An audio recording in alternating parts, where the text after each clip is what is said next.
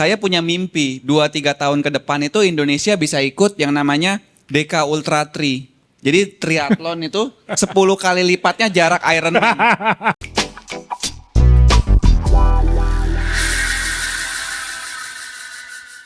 Pada hari ini kita akan berbincang-bincang yang akan dipandu oleh Bapak Asrul Ananda ya kepada Mas Zaki dan teman-teman dari brand.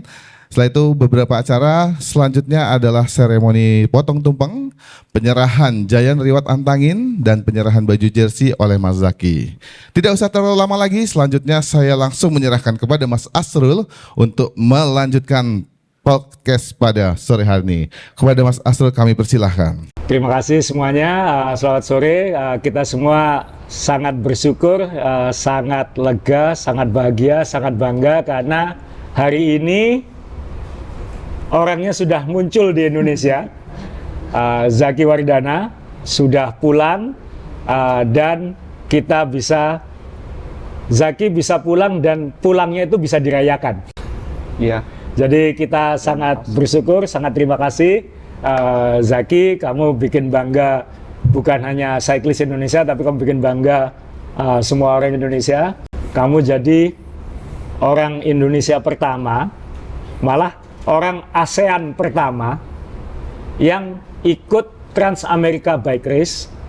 Bukan hanya ikut, kamu finish, orang pertama yang finish, dan finishnya finish nomor 5, top 5. Padahal kamu belum pernah ke Amerika. Kamu belum pernah ikut event yang goesnya dengan jarak sejauh itu 6.720 km, tapi kamu berhasil finish di 5 besar. Itu sesuatu yang ajaib gitu. Maksudnya bahwa ternyata orang Indonesia itu bisa. Dan kamu juga berhasil membawa brand-brand Indonesia juga di sana. Dan itu berarti kamu membawa kebanggaan Indonesia di sana.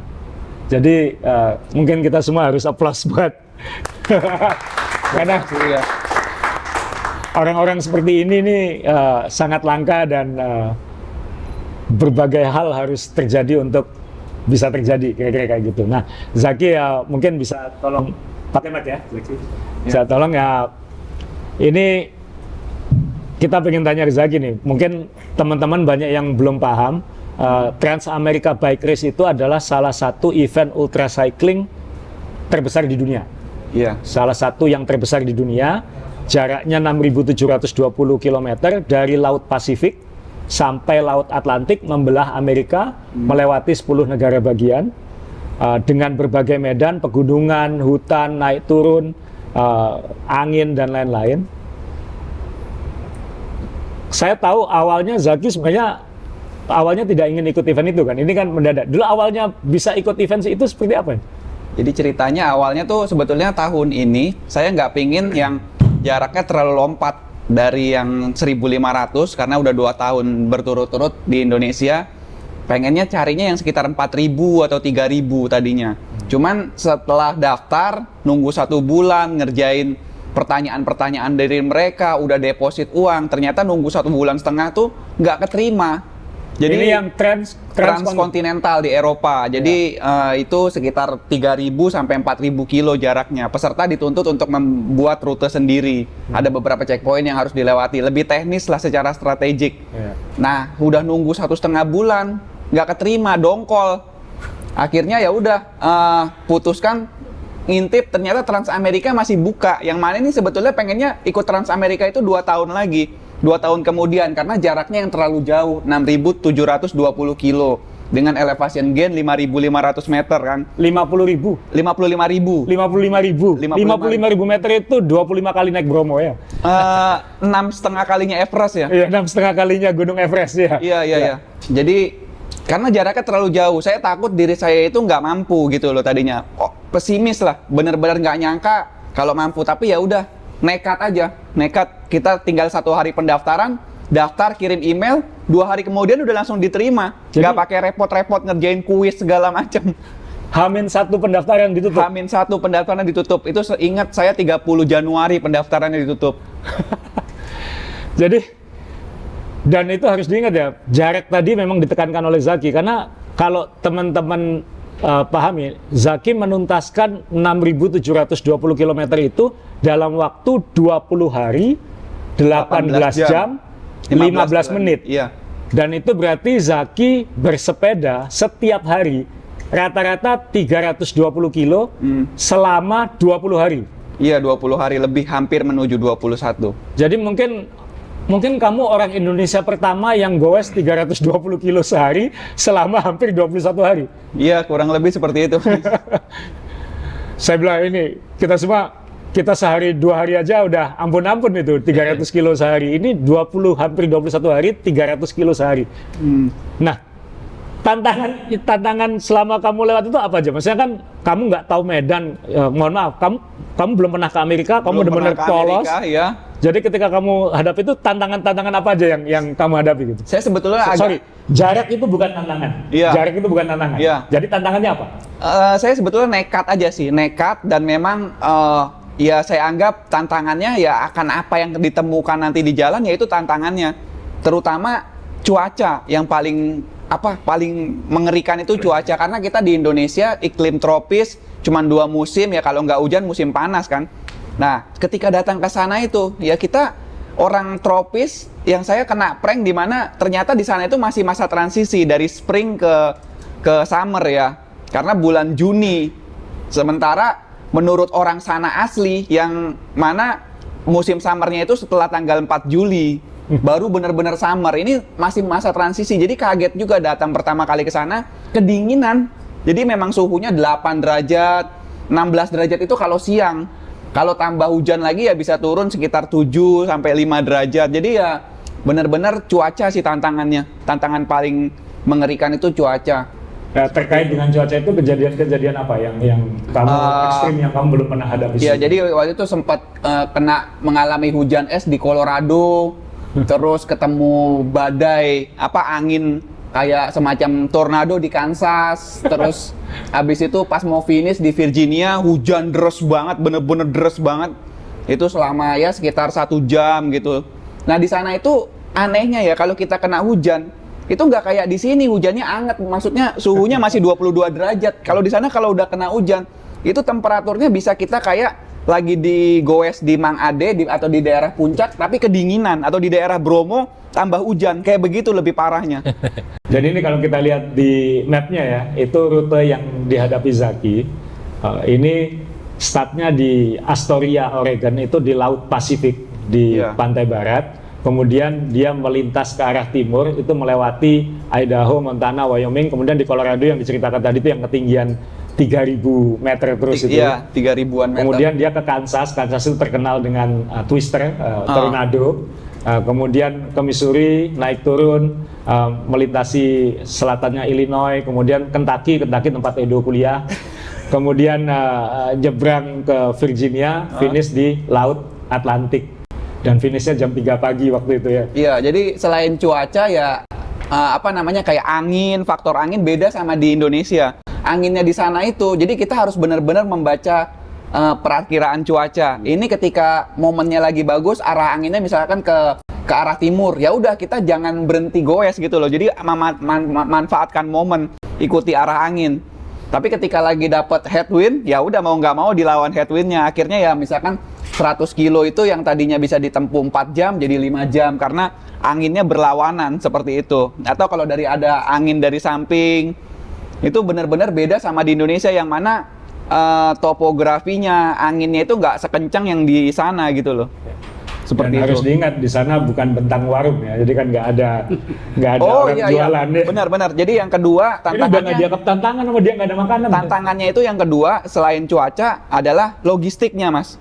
Pengaturan logistiknya itu harus benar-benar cermat karena di sana nggak seperti di Indonesia yang mana warungnya itu mungkin dalam radius 1 kilo bisa ada 10 warung, atau rumahnya dalam radius 10 kilo berdempetan gitu loh. Kalau di sana ketika ketemu satu kota kecil, baru ketemu kota kecil lagi itu bisa 40 kilo, bahkan ada yang satu segmen itu ketemu lagi itu 145 kilo, dan itu sepanjang rute nggak ada apa-apa, taman nasional aja.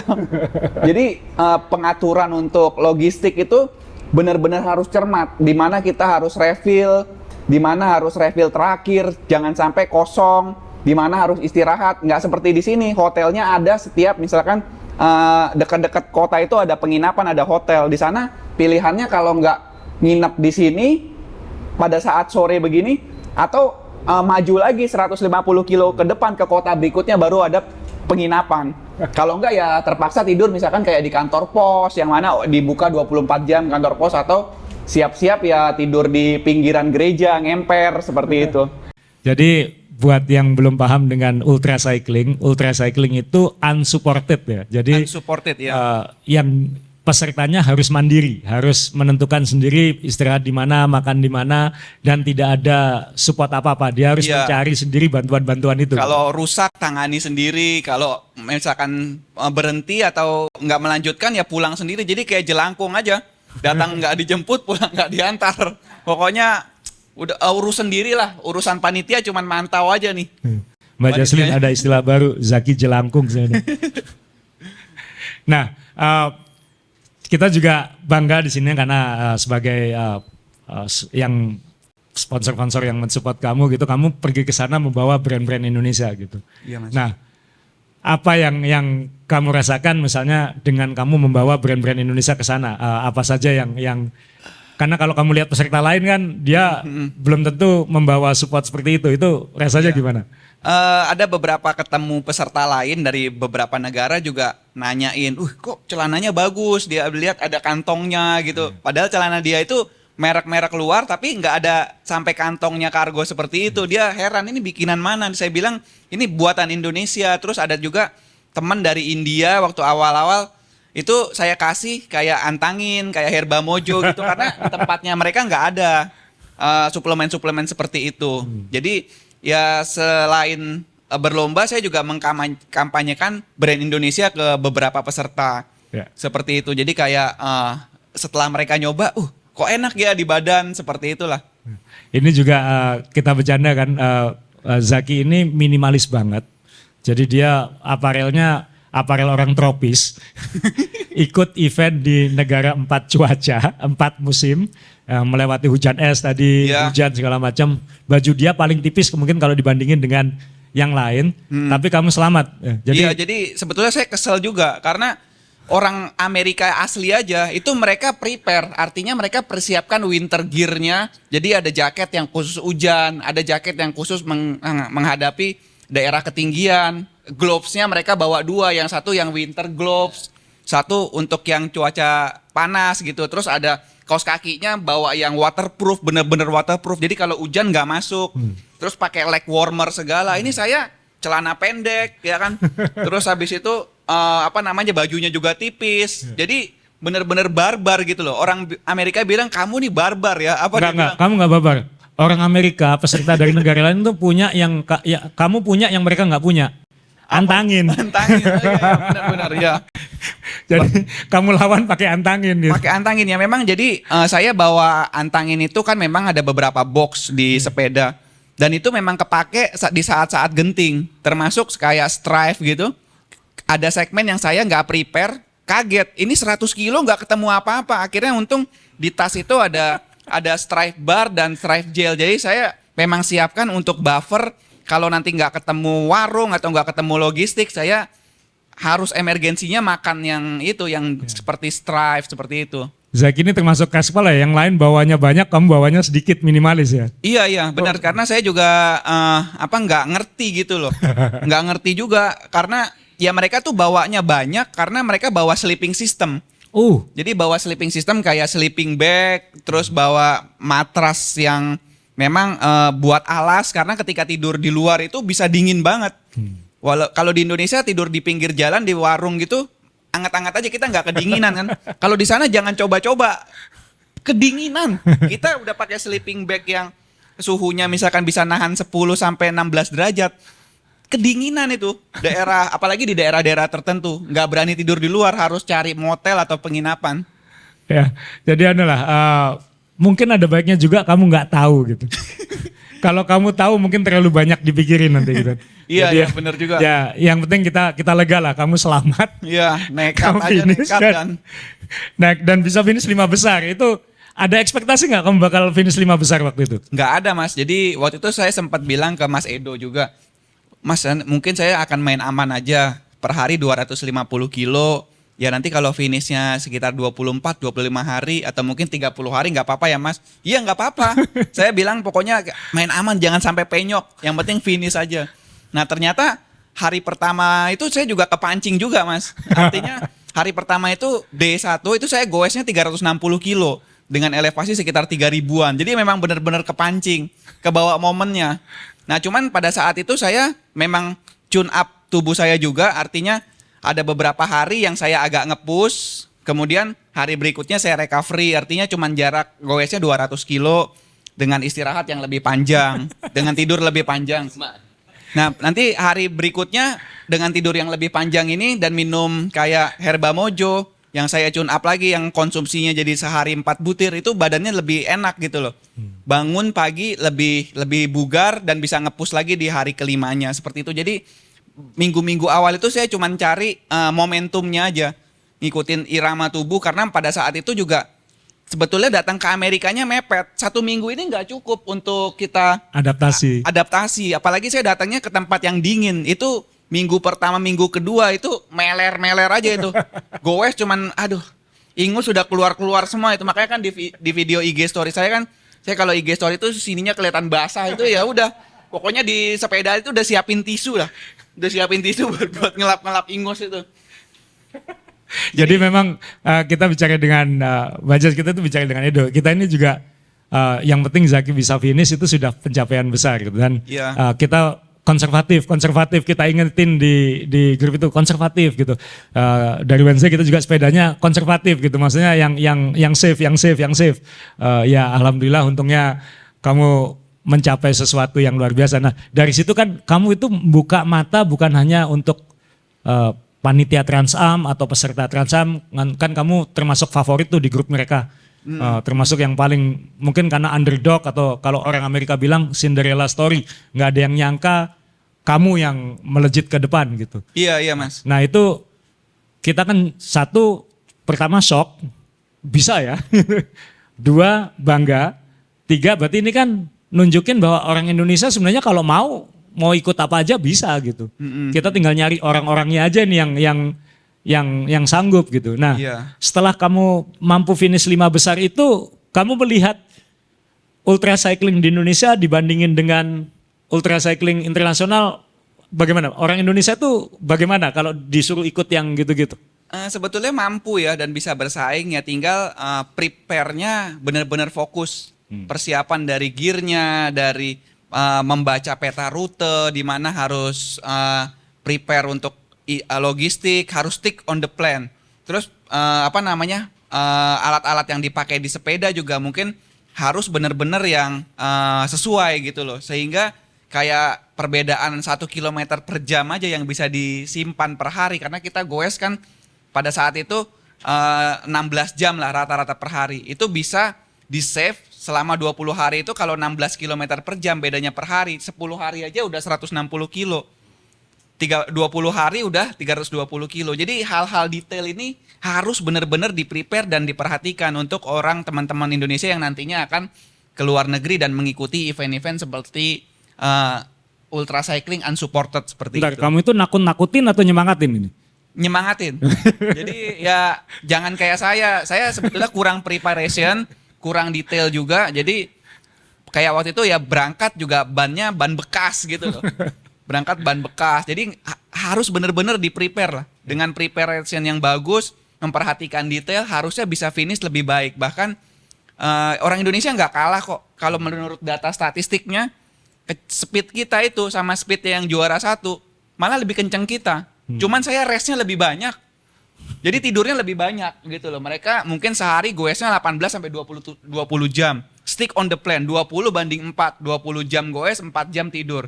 20 jam goes, 4 jam tidur. Begitu terus tiap hari. Sedangkan kalau saya kan agak-agak ngawur. Kadang ada yang goesnya cuma 16 jam. Ada yang cuma 12 jam terus tidur agak panjang. Terus di pom bensin juga kelamaan ngisi beli-belinya itu. Karena ketika masuk pom bensin bingung apa yang mau dimakan gitu. ya kan apa yang mau dibeli nih bingung, dan makannya orang Indonesia harus duduk gitu loh. Harus duduk, artinya ngemper di minimarket di pom bensin itu harus makan gitu kan. Sambil nunggu kopinya agak dingin baru diminum. Kalau mereka masuk ke minimarket di pom bensin, beli langsung berangkat lagi. Jadi saving waktu itu harus dimanfaatkan bener-bener. Jadi rest time-nya bisa lebih pendek. Oke, kalau gitu berarti kan dapat banyak pelajaran dan pengalaman ini. Banyak sekali ya, Ya, karena nggak ngerti sama sekali ketika datang ke sana. Saya ekspektasinya itu samalah nanti kayak di Indonesia, hangat nih, nggak perlu gear yang bagus-bagus. Terus nanti ya ternyata semua berbeda dengan yang di Indonesia. Berarti nanti setelah ini punya target baru nggak? Punya targetnya lebih tinggi berarti habis ini. Pengen apain ya? Ya kepengen yang lebih pendek sebetulnya. Oh, pengen lebih pendek? Di Eropa, tapi ya sedikit bisa bersaing lah. Artinya kepengen nyoba yang transkontinental itu, tapi dengan preparation yang lebih bagus sehingga Indonesia bisa bersaing juga. Nyempil-nyempil lah di antara nama-nama itu, nama di halaman awal, seperti itu targetnya. Ya, terima kasih Zaki. Jadi mungkin kita tepuk tangan semua ya karena Ya. teman-teman yang sudah kenal Zaki, kalau dengar Zaki ngomong itu memang contagious ya. Maksudnya bikin nyandu gitu. Karena orangnya ceplas-ceplos dan apa adanya. Itu ini orangnya otentik banget. Jadi ini bukan hanya langka sebagai atlet. Aku nyebut kamu atlet lah sekarang. Cuman iya kan? Yang kamu finish 5 besar kamu bukan atlet gitu. Jadi kamu tuh otentik secara kepribadian juga gitu. Jadi ya kita seneng ada ambasador yang bisa berbagi semangat gini. Iya. Nah, ini di sebelah saya Mbak Jaslyn ini, kita kalau ngelihat Zaki ngomong kan kita bengong-bengong sendiri kan ya. Jangan bengong-bengong sendiri. Jadi boleh pinjam mic ya Mbak Zaki, mohon maaf sebentar. Oh, iya. Ya, aku pinjaman ke Mbak Jas.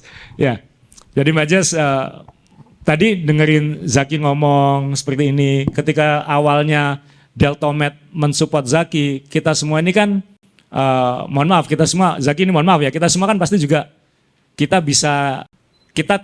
saya sih pribadi tidak punya ekspektasi terlalu tinggi, yang penting kamu bisa finish itu sudah sejarah buat Indonesia, kamu ikut aja udah sejarah buat Indonesia.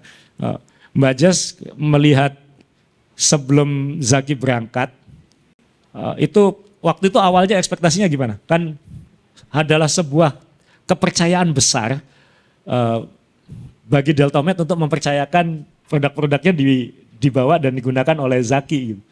Jadi ekspektasi dan harapan awalnya waktu itu apa? Atau melihat Zakinya gimana gitu?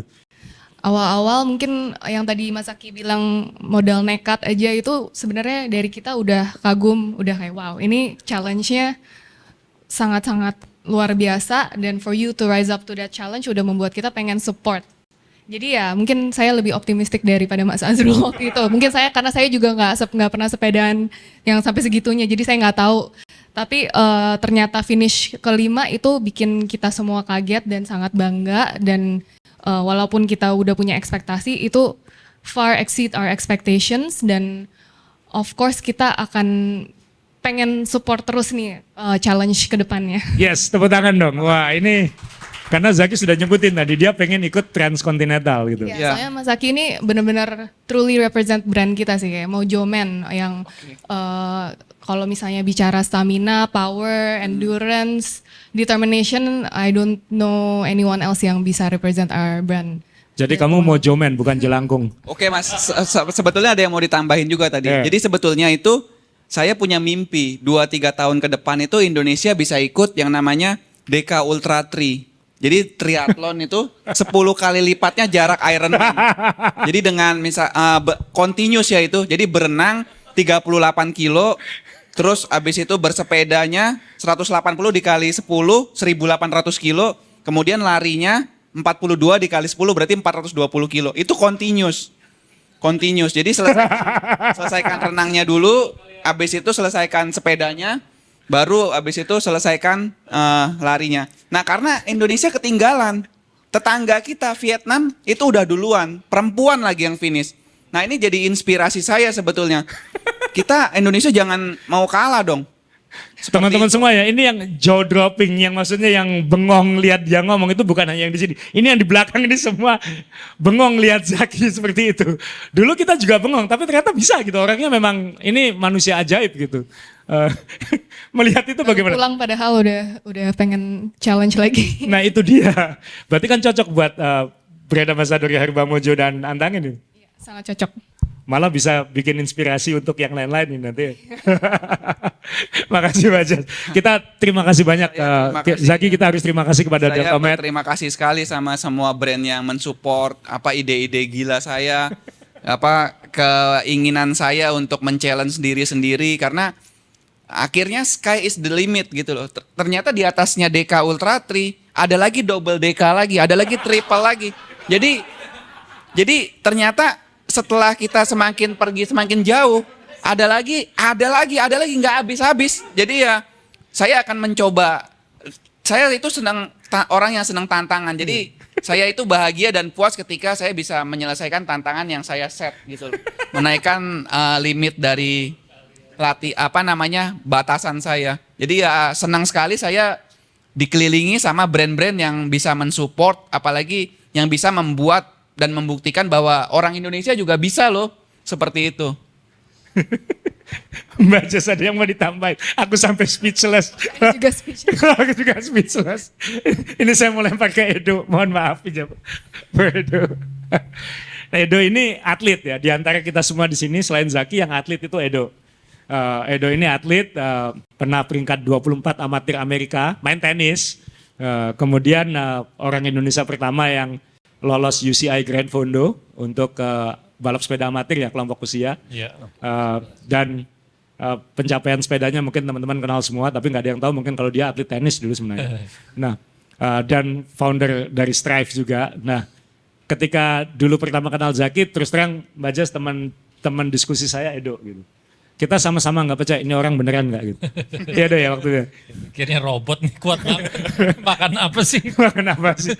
Terus habis itu kita ketemu Zaki dan ternyata orangnya it's a real person gitu. Iya, otentik. Nggak ada. Nah Edo mungkin bisa ceritain misalnya kan kita waktu itu ya kita termasuk yang berani gambling untuk kita yakin ini orang bakal seperti itu. Tapi kamu ada, kalau tadi Mbak Jas lebih optimis dari saya, kamu kayak gimana ngelihatnya? Kamu kan atlet gitu, kamu kan ngelihat tantangannya seperti itu, kamu lihat Zaki tapi tetap kita putuskan support, terus kaitannya sama produk kamu nanti tantangannya apa itu? Awalnya sih dari kacamata aku tuh, Zaki ikut TABR agak pesimis juga sih, sorry. Nyampe nggak nih? Jadi awal-awal ya konservatif seperti yang kamu bilang juga. Udah Ki, yang penting konservatif, yang penting nyampe sampai tujuan. Jadi dari sisi produk sih Strive sangat bangga sekali bisa menjadi bensin mengantar kamu dari start sampai finish. Tapi yang bikin kami lebih bangga lagi adalah kamu benar-benar mencerminkan nilai-nilai Strive. Yang artinya Strive itu kan berjuang. Jadi Iya. banyak orang yang mungkin udah mau give up, mau nyerah. Tapi kamu hajar terus. Terus yang lebih kerennya lagi finish top 5. Itu bagi Strive pencapaian yang luar biasa. Kita dapat jackpot di sini. Iya. Waktu kamu finish, saya bilang ke dia kita dapat jackpot. Ini kita Indonesia menemukan brilian ini. Gitu. Iya. Maksudnya walaupun diberi kesempatan kan belum tentu bisa seperti dia. Gitu. Iya. Nah, kalau ngelihat dia punya siap menghadapi tantangan-tantangan berikutnya, kamu ngelihatnya gimana? Lebih optimis sih sekarang. Mungkin balik lagi bisa nomor 1 kali TABR. Ya, dan kita agak bersyukur dia ikut yang Amerika bukan yang transkontinental ya. Iya, Karena kan iya. Edo, saya, Mbak Jas juga kan kita alumni Amerika gitu. Jadi kita lebih kalau ada apa-apa dengan kamu di sana Iya. lebih gampang buat kita Support gitu. groupnya lebih, ya. Kalau kamu di Eropa ada apa-apa, kamu bisa bahasanya nggak Dok? Mbak Jas kenal tempat desa ini nggak di Bulgaria atau di mana? Gitu? Di Bulgaria. Susah. Ya jadi ada lagi mungkin yang untuk Zaki, misalnya inspirasi dari Zaki, misalnya kamu yang pengen ikut misalnya tahun depan. Kamu pengen ikut tahun depan TABR? Ampun. Ini lebih hebat dari atlet-atlet Tour de France loh.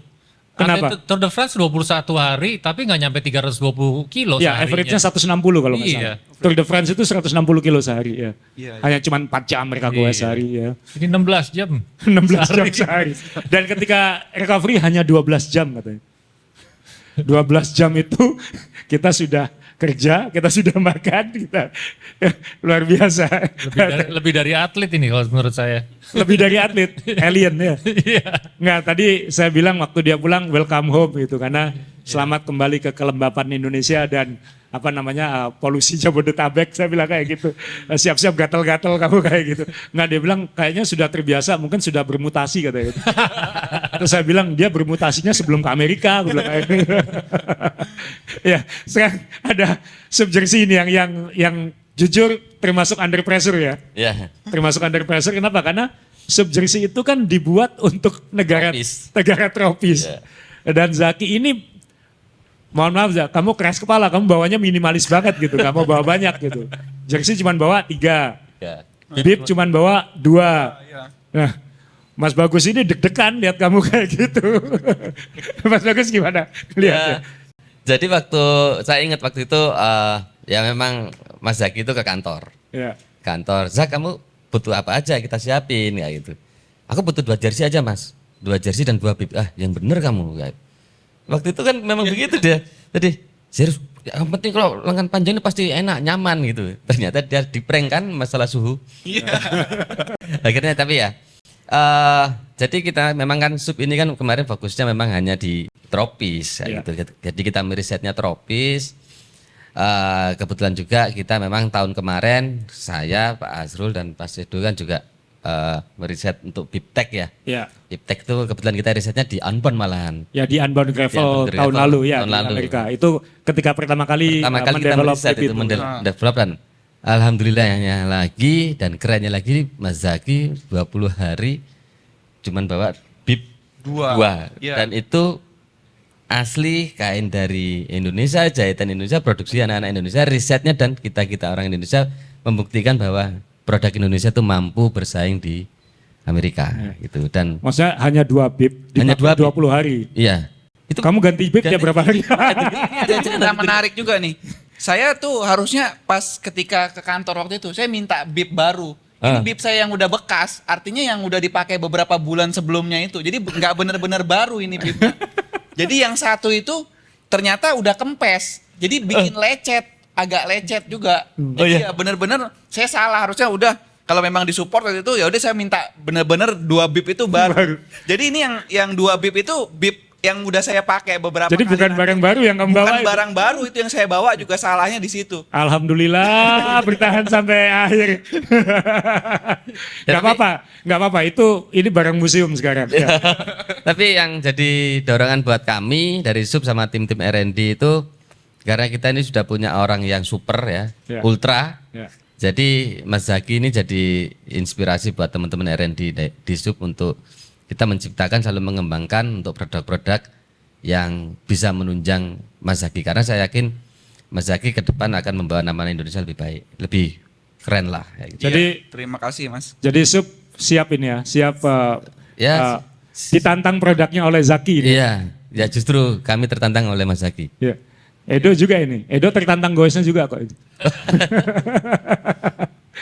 Enggak, dia ngomong, dia pengen kok, cuman katanya aku mungkin butuh 2 bulan buat finish. Dia bilang seperti itu. Tapi nanti kalau kita pensiun mungkin lucu juga itu ngikutin rutenya deh. Itu challenge-nya bukan cuaca kalau 2 bulan. Apa itu? Minta visanya gimana? Minta misalnya bagaimana? Ya, jadi ya teman-teman ya terima kasih. Zaki terima kasih. Iya, saya juga yang berterima kasih ini di sini. Jadi ya saling berterima kasih. Jadi emang jodoh ya ini ikut Transam ini jodoh ya? Ya, takdir ya, sepertinya memang udah ada garisannya karena waktu itu kan memang tujuannya ke Eropa. Ternyata Eropa banyak ada aja. Jadi ini ibarat kita berkumpul di sini nih ya udah jalan takdirnya. Dan berkat doa orang-orang teman-teman Indonesia juga ya semua akhirnya bisa finish, bisa menuntaskan ini. Edo pesimis kok. Jangan bercanda. yang paling optimis yang ini. Kita sih deg-degan semua, Mbak. Ya, jadi Zaki mungkin pesan terakhir buat teman-teman yang ingin mencoba hal-hal seperti ini. Iya. Apa? Ya semangat, tetap terus latihan, terus kalau memang ya punya mimpi, set big goal. Seenggaknya kalau kita nggak mencapai goal itu ya kita jadi orang yang tumbuh mencapai berproses menjadi menuju ke sana. Jadi shooting the star, kalau nggak kena ya dapat yang bulan lah, seenggaknya seperti itu. Jadi kita Mantap. berproses untuk menjadi lebih baik. Ya. Jadi teman-teman semua, saya minta tolong tepuk tangan buat Zaki. Terima kasih Mbak Jas atas kepercayaannya mensupport Zaki juga gitu, karena kita sekarang punya orang yang bisa kita jadikan bahan eksperimen dan pembuktian paling utama. Oke, terima kasih teman-teman semua. Habis ini kita akan lanjutkan ke prosesi selanjutnya. Saya kembalikan ke Mas Ferdi. Oke, terima kasih. Beri tepuk tangan dulu buat Mas Azrul dan para narasumber pada sore hari ini. Ya, luar biasa sekali ya kisah perjalanan yang panjang ya dari Mas Zaki, yang pasti dia kalau saya lihat sih luar negeri itu anginnya dingin ya. Pasti minuman tangannya banyak ini. Oke, tidak usah terlalu lama. Selanjutnya kita akan melakukan seremoni potong tumpeng ya dalam rangka merayakan kedatangan Mas Zaki. Wah, kita rayakan. Silahkan ke sebelah kiri para narasumber. Tumpeng akan dipotong oleh Ibu Jesslyn dan diserahkan kepada Mas Zaki. Oke. Fondasi. Fondasi. Oke. Siap. Oke, kita untuk kamera sudah siap. Kepada Bu Jess kita persilahkan untuk memotong tumpengnya. Izin saya mengundang Mas John Bumiarjo juga sebagai founder Boleh, Mas Wednesday John. Fun. Iya. Oke, sebentar masuk. Iya, difoto. Lin, ikutan Lin. Lin. Elin ya, Mbak Elin ya. Oke, silakan diserahkan kepada Mas Zaki. Kurang banyak, Pak. Kurang banyak, Pak. Kurang banyak. Ini cuma 5 kilo aja. Iya. Oh, dikasih telur langsung tuh ya. Telurnya Mbak, mantap. dia udah sebulan gak ada Iya. nasi. Oke. Sebulan makan strap doang nih. Sama sendoknya Mbak. Iya, sama Mas Zaki. Iya. Oke. Berapa kilo ini?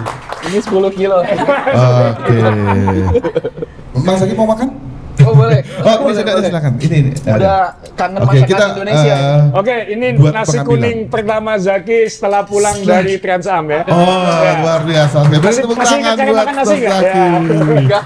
Iya, ya. Setelah di luar negeri nggak ketemu Selamat nasi. Iya. Iya. Oke, terima kasih Mas Zaki. Selanjutnya Mas Zaki sendiri boleh kemari untuk diserah pemberian simbolis reward giant check dari Antangin yang diwakili oleh Bapak Susilo Gunadi. Mas Zaki kemari. Bapak boleh tunggu di sini sebentar. Oke. Selamat kamera. Oke, selanjutnya adalah penyerahan giant check dari Herba Mojo diwakili oleh Ibu Jesslyn Raharjo. Oke, tepuk tangan. Iya. Wah. Oke. Selanjutnya adalah nanti penyerahan baju jersey dari Mas Zaki kepada Ibu Jesslyn.